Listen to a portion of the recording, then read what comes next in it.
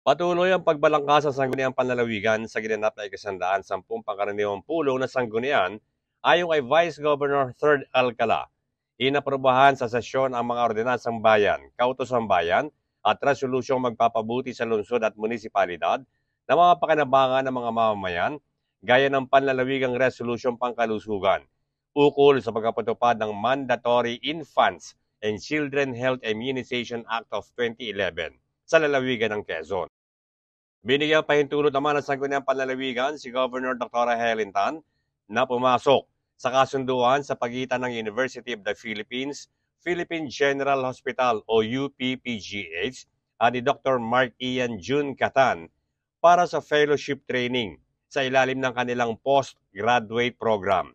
Gayon din ang paghintulot na tanggapin ng pamahalang panlalawigan ang 139 million pesos na donasyon mula sa Giga A6 Incorporated para sa 2.8 km farm-to-market road sa Barangay Pandan, Real, Quezon.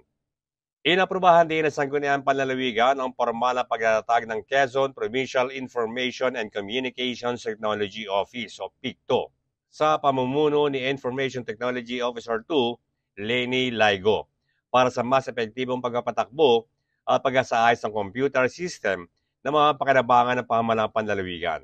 Ayon pa kay Vice Governor Alcala, asahan ang tuloy-tuloy na pag-aproba ng sangguniang panlalawigan para sa mas mabilis na pag-unlad ng Quezon.